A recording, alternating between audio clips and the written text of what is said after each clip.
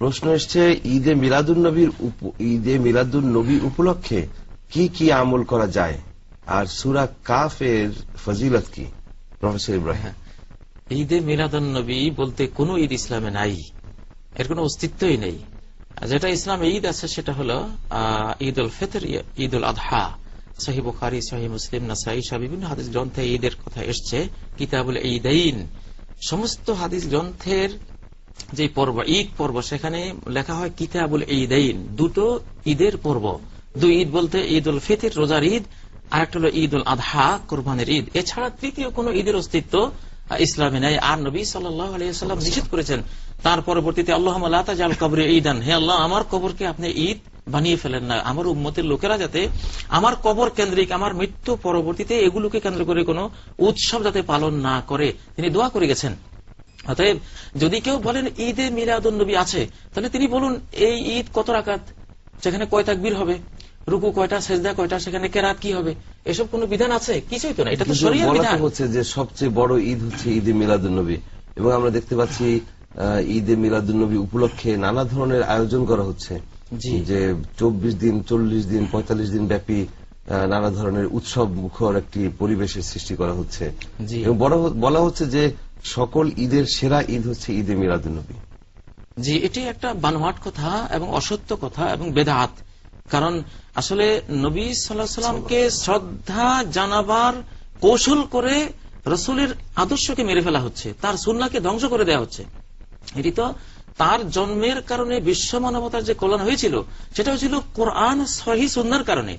এবং এসব বেদাত করে করে নবীর আদর্শকে যদি সমাজ থেকে এভাবে দূর করে দেয়, তাহলে নবীর আগমনের যে উদ্দেশ্য ছিল সেটাই ব্যাহত হলো, আমরা ক্ষতিগ্রস্ত হলাম। জি, আরেকটা কথা আমি বলতে চাচ্ছি, আমরা দেখেছি যে ঈদ উল ফিতর, ঈদ উল আযহা, এটা আবু বকর পালন করেছেন, ওমর পালন করেছেন, ওসমান পালন করেছেন, আলী পালন করেছেন, ইমাম আবু হানিফা করেছে, ইমাম শাফিঈ, মালিক, আহমদ, বুখারী, মুসলিম, পৃথিবীর তাবৎ স্কলার সকলেই করেছেন।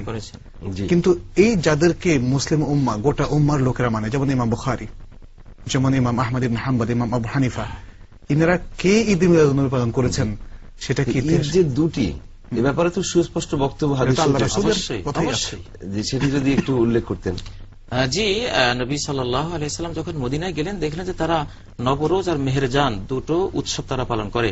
তখন তিনি বললেন যে কাদ আবদালাকুমুল্লাহু ইয়াওমাইনি খায়রাম মিনহুমা, আল্লাহ এই দুটো ঈদকে রহিত করে দিলেন, মানসুখ করে দিলেন, এর বদলে তোমাদেরকে দুটো ঈদ দান করলেন, যে দুটো ঈদ এই দুই উৎসবের চেয়ে অনেক অনেক উত্তম তোমাদের জন্য, ইয়াউমুল ফিতরি ও ইয়াউমুল আযহা।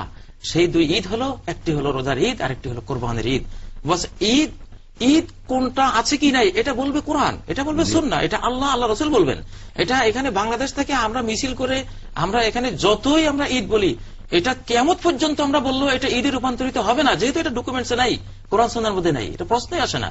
এগুলো খ্রিস্টানদের অনুকরণ, খ্রিস্টানরা নবীর জন্মদিবসকে কেন্দ্র করে তারা উৎসব পালন করে, তাদের দেখা দেখি পর জাতির প্রতি আমাদের যে লোলুপ দৃষ্টি, আমাদের মানে অন্যের কালচারের প্রতি যে আমাদের যে একটা অন্ধ অনুকরণ, নিজের সংস্কৃতি, নিজের সহিহ সুন্নাহ, নবী সুন্নাহকে বিসর্জন দিয়ে আমরা পরজাতির পদলেহনে যে অভ্যস্ত হয়েছি, এসব পরাজিত মানসিকতা থেকেই এসব বেদাত কুসংস্কার সমাজের মধ্যে নতুন, এগুলো তো এমনি ডেঞ্জারাস। এরপরে নতুন জিনিসগুলোকে যদি পরিপূর্ণ ইসলামিক অনুষ্ঠানের আকার দেওয়া হয় এবং সেটাকে বিশাল সওয়াবের কাজ বলে চালিয়ে দেওয়া হয়, এ সম্পর্কে তো রাসূলুল্লাহ সাল্লাল্লাহু আলাইহি ওয়াসাল্লাম মারাত্মক বাণী উচ্চারণ করেছেন, ইয়াকুম ওয়া মুহদাসাতিল উমুর মান আহদাথা ফি আমরিনা মা লাইসা মিনহু ফাহুয়া রাদ্দুন, ফাহুয়া রাদ্দুন, এটা কঠিন কথা কিন্তু। এবং কিয়ামতের ময়দানে নবী বলবেন সোহকান সোহকান, দূর হও দূর হও আমার কাছ থেকে, আমার ধর্মকে আমার সুন্নাহকে বদলে দিয়েছিলে, বিকৃত করেছিলে, দূর হও আমার কাছ থেকে।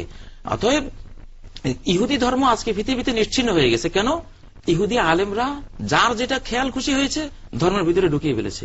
খ্রিস্টান ধর্ম গোটা শেষ হয়ে গেছে। কেন?